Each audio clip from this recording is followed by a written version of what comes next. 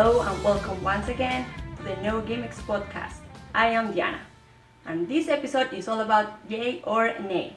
Let's go to our host Greg and he will explain how it works. Alright, thanks Diana. I am Craig Perkins. This is Yay or Nay. Thank you for joining us. How Yay or Nay is going to work is we have 9 topics for Todd and Dale both to go over. And I will give my take on it, and somebody's going to get a point at the end of each topic. And whoever gets the win will get the final word. Okay, so today our first topic is going to be the Cruiserweight Classic. First we're going to hear from Dale. Go ahead Dale, take it away. Well Todd, let's go ahead and get things started with the Cruiserweight Classic, and I'm going to have to give this WWE Network special a yay. I think it was the best programming that the WWE has done this summer. One of the best programs it has going currently on the network. Unfortunately, it has come to an end. We did see TJ Perkins win the thing, but overall I did think it was a yay. Alright, thanks a lot Dale. Todd, what do you think about the Cruiserweight Classic? Cruiserweight Classic. I cannot believe I'm about to say what I'm going to say, but I have to go nay on this. Although the Cruiserweight Classic has been probably the best idea that WWE has came up with in years, Craig, there's going to be a worse long-lasting effect here, negative effect, due to the fact that the 2 biggest stars in the Cruiserweight Classic, both Kota Ibushi and Zack Sabre Jr., were not able to sign WWE contracts, which pretty much eliminated them from being in the finals match. Although the finals match between TJ Perkins and Graham Metalik was pretty solid. Also, I'm looking at how it's going to affect the Cruiserweight division as a whole. So for the short term, I probably would have said yay, but because of the long-lasting effect, and not having the 2 premier talents in that tournament being able to sign deals and go on to compete in the Cruiserweight division, for that I have to say nay.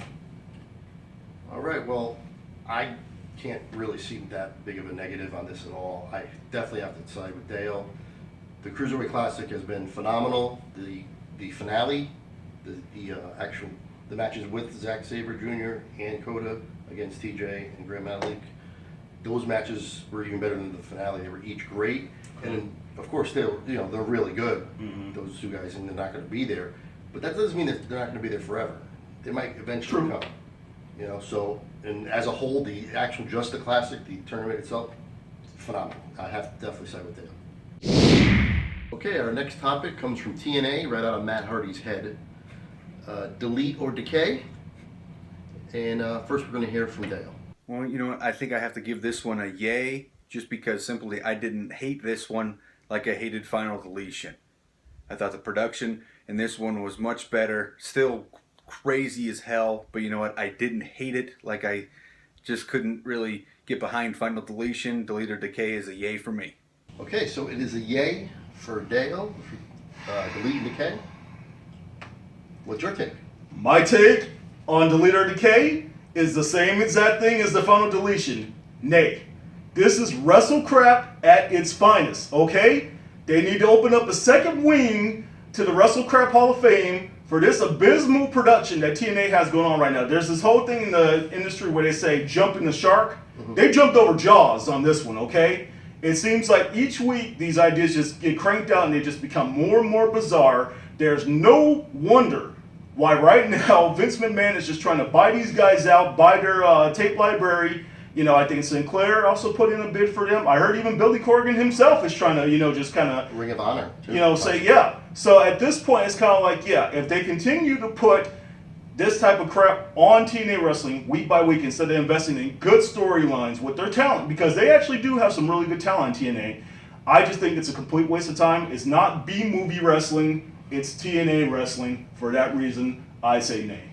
Craig? Well, I don't know if I'm going to be that harsh about it, as you were just now, but I am going to agree with you. Okay. Because I see everything you just said there. I don't know how much further they can do that. Are they going to continuously do this? And if they do, it's the uniqueness of it is definitely going to wear off, and all the flaws are going to come out more and more. Right. And I don't think that's a good idea. For one time, if it was just that first time that they did it with Matt against Jeff, Right. then I'd be more on board, and they just kind of left it at that. But now it looks like this is going to be a continuous thing, and I don't think that's a good idea at all. So I will side with you here with the nay. Okay, our next topic once again comes from TNA. It is the Grand Championship. And we're first going to hear from Dale, so go ahead, Dale, take it away. I have to give the Grand Championship, Todd, a nay. I just really can't get behind this concept of a mixed martial arts format for professional wrestling.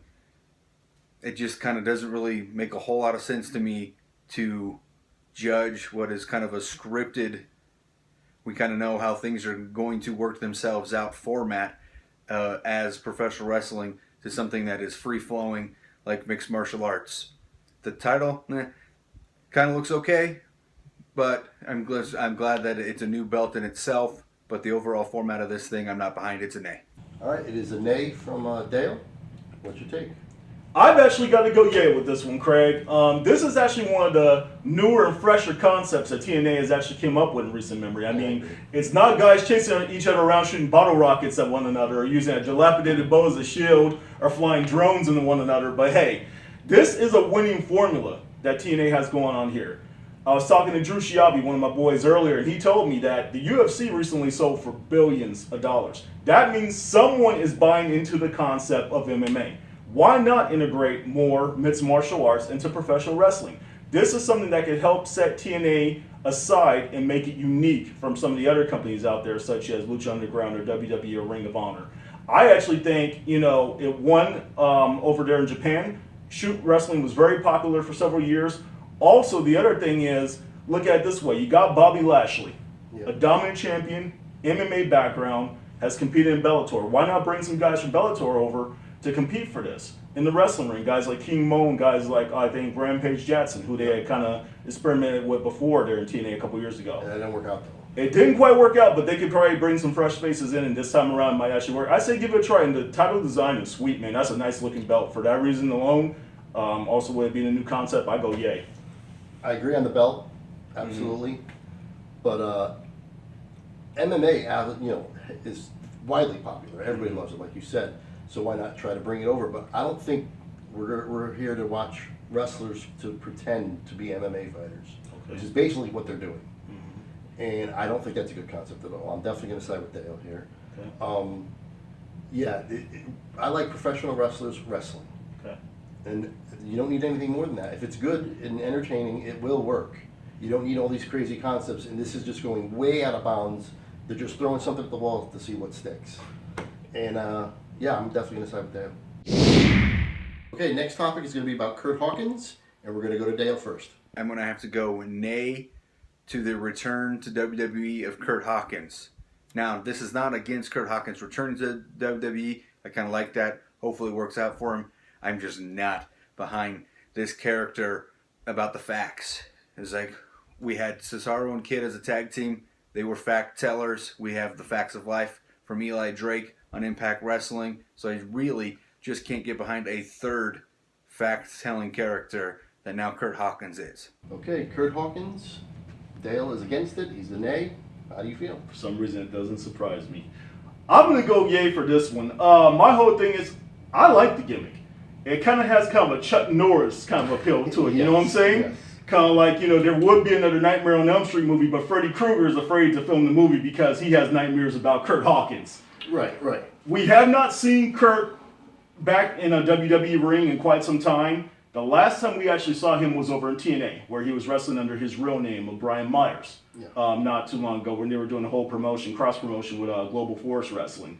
So I'm actually willing to give it a try. He was actually pretty solid as a tag team partner for Zack Ryder back in the day. He was one of the Edge heads who was tied in with Edge and whatnot. So there's no doubt the guy could go. He's got the skills in the ring. He's got a good look. I'm not sure who they're going to have him in the program with, storyline wise. But I think that this gimmick is actually catchy and it's cool. It's something that I can't quite remember being used prior to this. They've had other gimmicks based around facts, but not using Chuck Norris angle. So for that, I say why not? Give it a chance. I say yay. I'm going to say nay along with Dale. And the reason why is, can you see Curt Hawkins standing in the middle of the ring talking about facts about Freddy Krueger being scared of him or whatever the facts are going to be, holding a championship belt, taking him seriously? Good point. I'm not going to take him seriously. This is a gimmick. And of course, everybody needs a gimmick, but you need a serious gimmick if you want to be taken seriously. And I think this is going to eventually become a comedy gimmick. Okay. And then eventually you're going to see him jobbing out to, Jack Swagger's new look on SmackDown or whatever. Hopefully not. Hopefully not. And you're right about him being good in the ring. He's great in the ring. I actually like him in the ring. He doesn't need this. He can go on his own and just come up with a strong character. But I'm just not in favor of this gimmick. I don't think it's going to work. So in other words, what you're trying to say here is he could go with no gimmicks, right, Craig? No gimmicks. You already know my name. Something like that. All right. No gimmicks needed. Okay, controversial topic coming up. We're going to talk to Dale first about the running powerbomb. The running powerbomb for Seth Rollins, Todd, I have to go nay. I think he needs to remove it from his move set. He's retired Sting when he gave him 2 of them at Night of Champions, and then obviously he caused Finn Balor to now be out what could be 9 months and be stripped of the Universal Championship with the running powerbomb he gave to him at SummerSlam into the barricade. Kudos to Finn Balor for working through it and popping the thing back in. But that running powerbomb needs to go. It is a nay for me to keeping it in Seth Rollins' moveset. Okay, it's another nay from Dale, the running powerbomb. How do you feel about the move? Craig, mark this date down on your calendar because something's about to take place here. I'm going to agree with Dale, and I'm going to say nay. I do feel that move should be removed. The running powerbomb should no longer be a part of Seth Rollins' moveset. Let's take a look at history. He has injured Finn Balor, who was the WWE Universal Championship holder until a couple weeks ago. He ended the career of WWE Hall of Famer Sting. I don't truly think that Seth Rollins is reckless. I think that move in particular, being a part of his moveset, on top of the fact, you add to the fact that he is actually taking that move and delivering either into a barricade or into a turnbuckle, which increases, it heightens the chance that it can injure someone. Do away with it. I'm going nay all the way. I agree with Dale on this one. Wow, okay. We're going to have a clean sweep because I agree with you too. What? Absolutely. You can't take these chances. These injuries are killing them. Yes. Especially yes. if you take a look at last year's WrestleMania. They have to protect these guys a little better, and anything that does that and keeps these guys in the ring, I'm all for, so I'm going to say nay as well. Okay, score update. 3-1 Dale with 1 tie. All right, and the next topic is going to be Miz and Daniel Bryan. What happened with them on Talking Smack? We're going to hear from Dale first. I have to go with a yay to this topic here, Todd. I just think that The Miz generated huge publicity and had everybody talking about Talking Smack. And for the WWE, what else would they want than having their Talking Smack WWE Network exclusive segment being the talk of all the social media networks? So to me, it's like it seemed that it worked. It generated buzz in Talking Smack, made people want to watch, and that's exactly what I did. I went back and watched it, and I watched the following week just to kind of see what this segment was all about. So I have to give it a yay because it absolutely did its job in generating buzz for a WWE Network exclusive show. Okay, that was a yay from Dale. It's 3-1. You got some catching up to do. Needless to say, Craig. So I'm going to make this short and sweet here. Best promo of The Miz's career. Yep. I'm still going nay.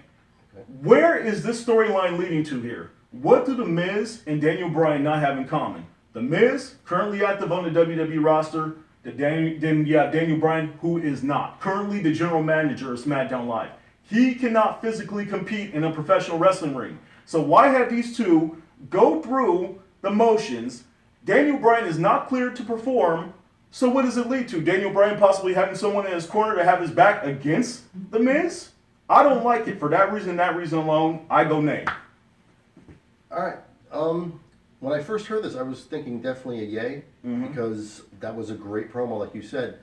But those are great points. Okay. Where is this going to go? Is Daniel Bryan going to have someone fight on his behalf? He'll be in the corner or something? That's kind of lame. I'm not really in favor of that. So, yeah, without a clear picture on where this is going, maybe this will work out and be great. But where we stand right now, we're not knowing where it is. I'm going to side with you, and it's now 3-2. What do you know? Craig finally agreed with me. Okay, next topic. Squash matches are back. Nia Jax and Braun Strowman specifically, and Dale's going to go first. All right. I have to go yay here for Nia Jax and Braun Strowman. The slow burn that they're kind of doing with these two characters, I absolutely think it is a great thing to kind of build up them as monsters going forward. Obviously, we had a couple no-name jobbers that they first started with, and Braun Strowman, we kind of have this angle where wrestlers were trying to take the money, and they would get extra money if they could find a way to beat him. No one has been successful. Nia moved forward and got into a match with Nia, with Alicia Fox, and Braun Strowman moved forward into a match with Sin Cara. And I just think that both characters are going to trend forward as we go along and get bigger and better names as we move forward. So I absolutely am a yay to this, a slow burn approach. Okay, Dale is in favor of the squashes. What do you think? You know, it's so funny the way I'm going to take my approach to this. Being a former professional wrestler, actually having the benefit of being on the, how can I say it, on the top side of a squash match, I'm actually going to go nay. The reason being, first off, you got two performers, two huge people here. You have Nia Jax, who is a rather large female, and you have Braun Strowman, who, you know, is about the size of that Jacqueline's beef jerky Sasquatch that they have on the commercials nowadays. You even hear that raw when he first comes out to the ring. It makes me laugh every time I hear it, man. My whole thing with this is you have more talented performers on the Raw brand, in particular guys like Neville, who are not being showcased because they're giving Braun a match against Sin Cara, of all people. They're giving Nia Jax all these squash matches, and it leads to what? Her having a match against Alicia Fox. Yep. I don't like those matches for either one of those two, and for that reason, I have to say nay. All right. My take is a nostalgic take. I grew up with squash matches. Okay. I watched them all the time, and I like it. I like the way that they're being built. I like the way that this is going to be, hopefully, again, we don't know where we're staying right now, where this will lead to. Hopefully this will lead to something good for both of them. Hopefully. And assuming that it does, I can't see a negative with it. I'm going to go with Dale and say yay.